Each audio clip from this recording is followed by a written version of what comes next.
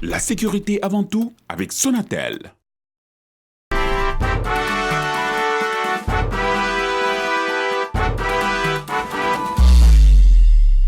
salaamaaleykum chers téléspectateurs di leen nuyu te di leen ziyaar ci weer bu sell bi ñu nekk di leen baalu ak te di leen baal ak tey nag toppal nañ leen ñeenti auto particulier lañ leen toppal ci chauffeur yi ñu topp nag am na ci koo xam ne daanaka dafa siiw ñëpp ko xam Sénégal donc sans plus tarder dama leen bàyyi nga seetaan élément bi te ñu dellu si waat.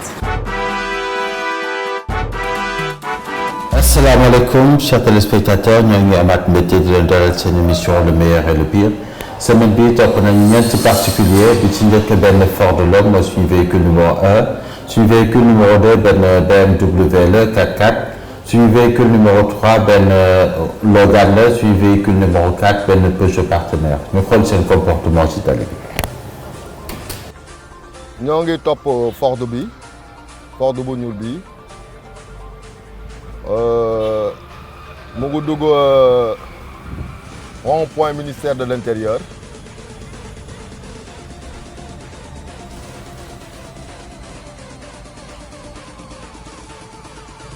Bon, seetlu nañu feu de stop yi ñu ngi tàkk. Donc équipement technique arrière bi amul benn problème. Bon, taxaw na mu ngi may xale yi romb ci passage clouté bi. donc suñu véhicule numéro 1 dafa ko benn infraction ñu xool suñu véhicule numéro 2. ñoo ngi topp 4x4 BMW bi nekk suñu kanam.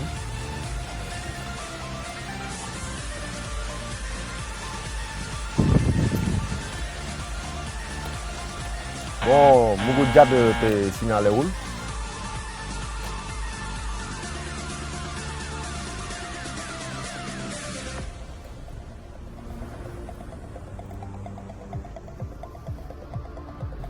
bon ñu ngi woon ci ginnaawam seetlu nañ ni amoon na taxi bu nekk ci kanamam mu xaw ko laal tuuti mais comme que borom taxi bi réagirul continuer na moom yoonam donc ñu continuer toujours di ko topp xool ban comportement lay am. donc ñu bàyyi ko fii xool suñ conducteur numéro 3 mooy Logan bi nekk seen kanam.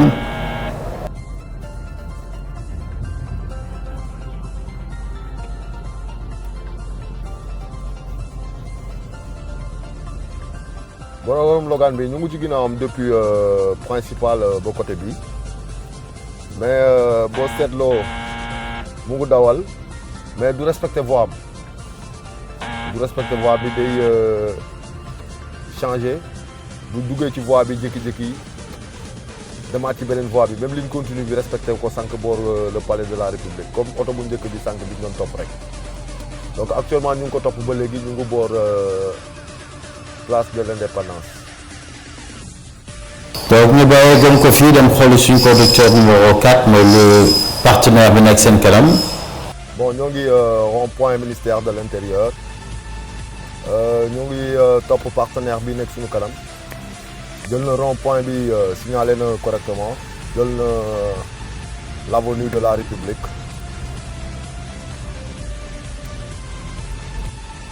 bon bu ñu xoolee ginnaaw oto bi dañoo xool équipement technique bi feu arrière droit bi dafa toj te constaté nañ ni bu freiné benn feu bi rek mooy tàkk mooy feu droit bi gis ngeen ko benn ampoule feu droit bi rek mooy tàkk donc dispositif arrière bi doxul benn feu droit bi rek mooy tàkk te lampe bi dafa toj donc egsi nañ vers le palais signalé na correctement jàdd na à gauche. donc ci ndëgwaat suñ conducteur numéro 1 mooy Ford bi amagul benn infraction. donc là contrairement aux autres véhicules yi doon franchir ligne continue bi moom pour le moment franchir gu ko donc mu ngi circuler complètement à droite parce que diggante buntu palais bi ba buntu IPRES ligne continue moo fa am donc waruñu ko franchir gis nga véhicule yu nekk à gauche yëpp fu mu toll nii ci infraction la ñu nekk.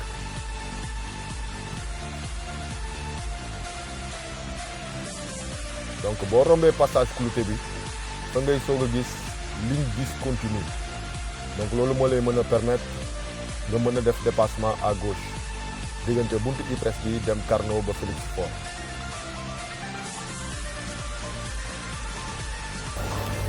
ñu foofu ligne continue la donc ji ci bëri comme ni ñuy def dañuy def double fil infraction la parce que ligne continue kenn waru ko franchir. ñu xooliwaat suñu conducteur numéro 2. des fois nit ñi dañuy jege oto yi de telle sorte que bu ñu bàyyiwul xel tuuti rek mën nañ laal oto jàmbur oto bi ne ci kanam donc looloo ko dal léegi ba mu jot a laal taxi bu nekkoon ci kanamam mais comme que dégâts yi bëriwul waa ji daa bàyyi mu jàll. bon dispositif arrière am ça va. bu bësee bu dëggee frein yi da ngay gis feu arrière yi tàkk donc amul problème boobu sinon li ñuy seetlu rek mooy feu arrière droit bi xaw naa défectueux ci côté droit bi tuuti mais empêché wul bu freiner feu de stop yi tàkk.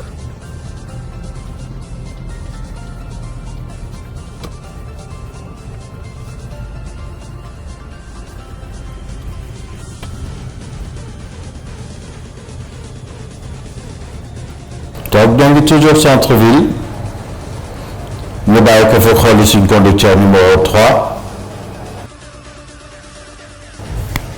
mooy Renaud Logan bi.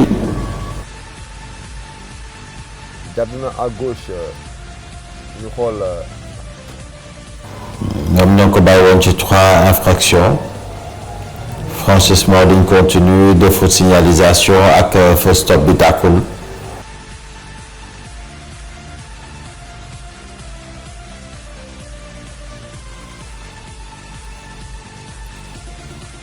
donc dafa mel ni day waaj a taxaw ñu wàcc contrôlé ko en attendant ñu bàyyi ko fa xooli suñ conducteur numéro 4 mooy partenaire bi. bon def na dépassement ci ligne continue bi te signalé wul fii ligne continue la donc ñi jógee vers la place de l'Indépendance di dem boor Palais ñoom ñoo war a am priorité ba ci IPRES bi. ñoom ñooy ñëw sur 2 voies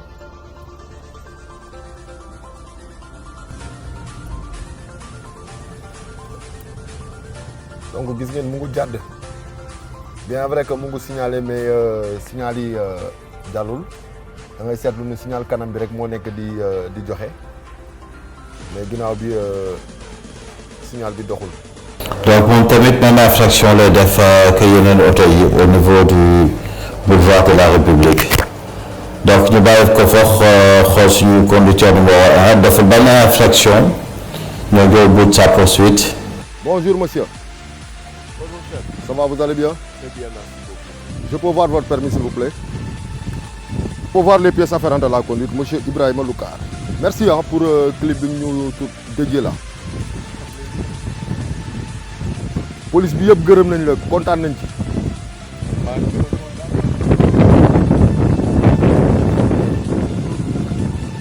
Voilà. Monsieur ñu ngi la toppee depuis Daniel Sorano. ñu doon xool nan ngay dawalee.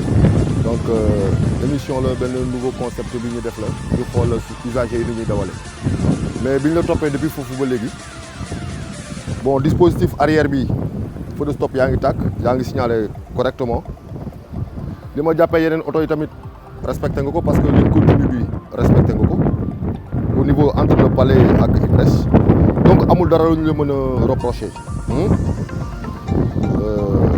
vraiment bu ñëpp defoon ni yow vraiment duñ nekk ci tali mais dañ lay ñaan nga droiter serré à droite bon comme que tu fais partie des meilleurs mu am lu ñu def ak yow serré à droite.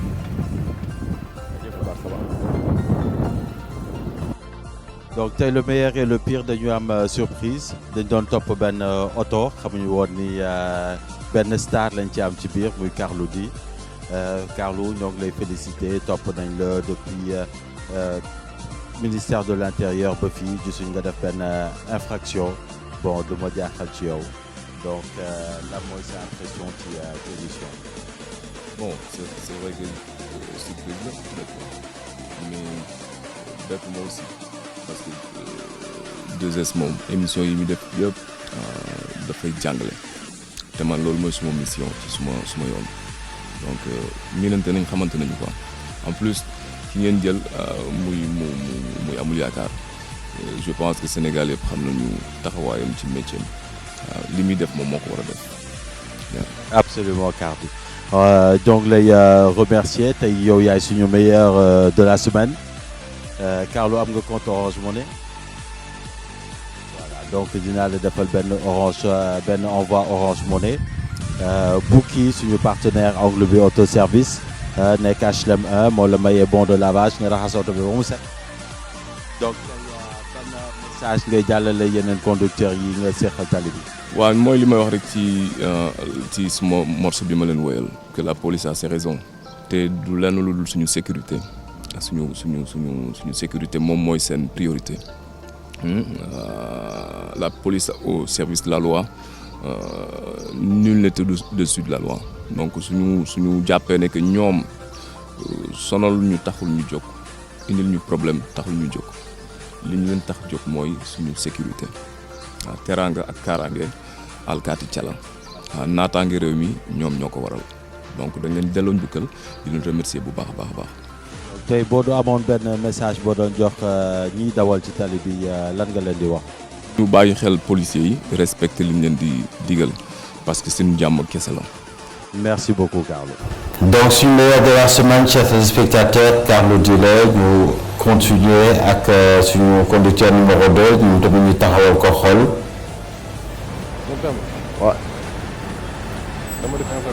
waaw. passez-moi d'abord le permis. da nga woor waaw je sais mais ma xool permis ba pare. non mais à tout moment tu peux da nga gaare ma taxaw laaj la permis bi du wàcc oto bi. koor bi baax na. koor bi ça n'a rien à voir. da ngay jaamu yàlla rek waaw dañ la jàppoon c'est parce que da ngaa def xanaa mais bu ne koor bi baaxul loolu bu ko waxati ah. ma xool carte grise bi ma xool assurance bi.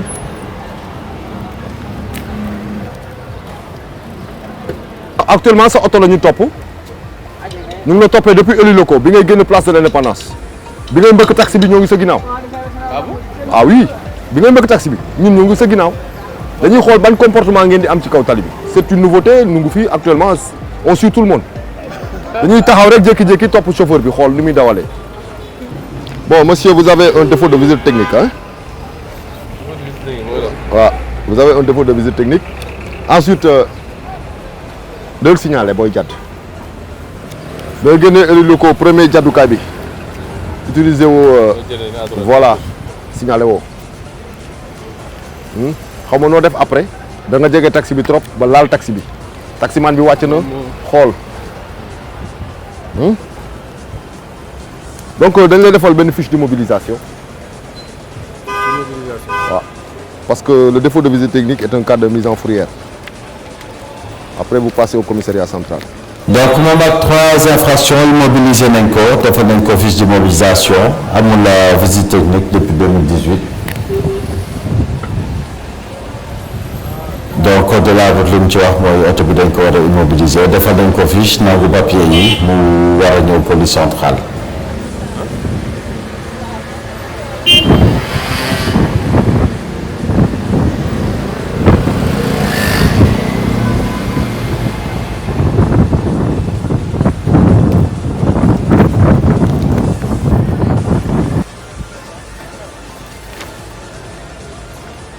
Bon voilà, merci. Donc vous passez au commissariat central hein, pour récupérer toutes les pièces. donc ñu xool suñu véhicule numéro 3 moom mi ngi doon gaare. Bonjour madame. Ça va? Je peux voir votre permis s'il vous plaît? Madame, on vous a suivi de l'hôpital, le Dantec. On observait la façon dont vous conduisez. Donc, Dantec nga génnee ngay daw. Remarquez na bi nga egg palais, il y a 2-3 voies. Am na benn boo xam ni ligne continue la waroo ko franchir. Da nga nekk war a nekk comme que place de l'Indépendance da nga nekk war a rester sur la voie de droite. Ba au niveau de Carnot fa la ligne 10 continue am. Foofu permettre nañ la pour nga changer voie. Mais diggante palais ba buntu IPRES amoo pour franchir, y a une ligne continue. Waroo ko franchir. Ok, donc ñaari infraction yooyu la ñu seetlu. Ouais, les feux de derrière, les feux de stop.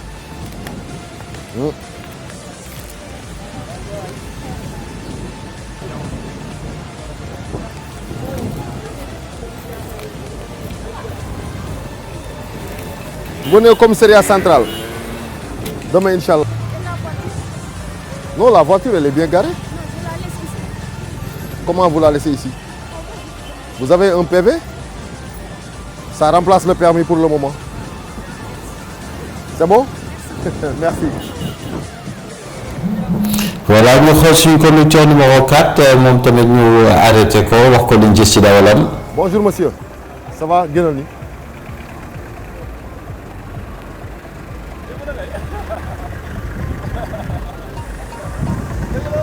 Monsieur, avancez un tout petit.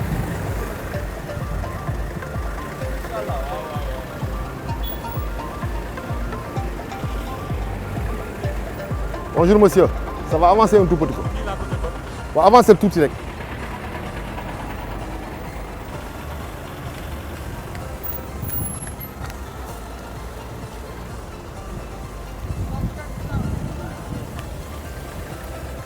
Ça va? Bon, c'est permis.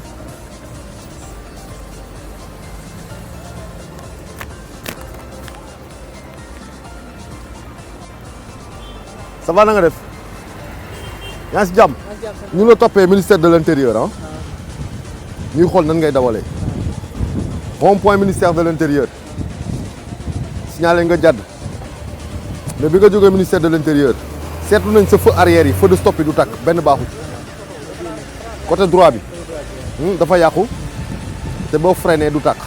donc feu de stop yi baaxul. ensuite bi nga ñëwee ba génn palais. ligne continue bi.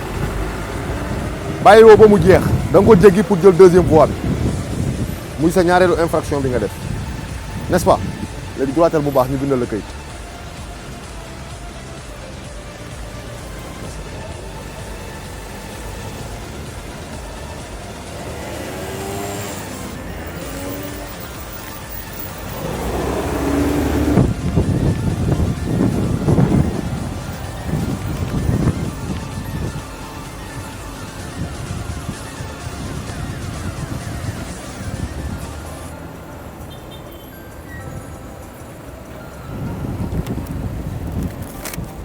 Central ngay ñëw ah suba ci 14h. Donc voilà, chers téléspectateurs, di leen indiloon sama bii am nañu meilleur Carlo di la ñu koy jaajëfal di rafetlu comportement am ci tali bi di ko féliciter en même temps pour wéy bi mu defal waa police jagleel leen ko suñu pire de la semaine nag mooy suñu conducteur numéro 2 à BMW bi ak 3 infractions dañ ko immobiliser ndax amul visite technique.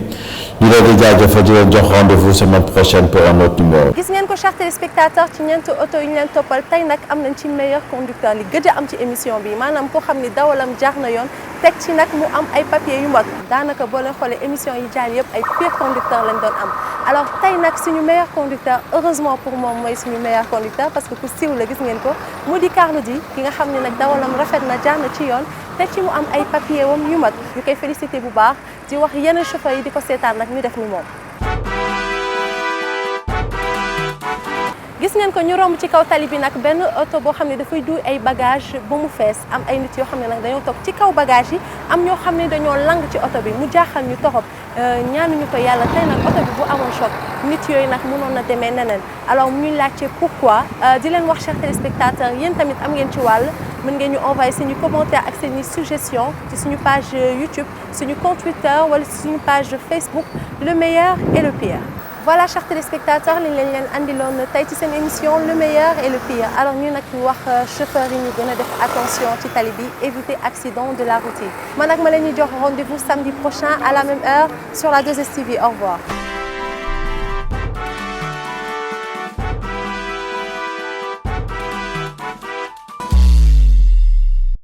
Sonatel vous a présenté le meilleur et le pire.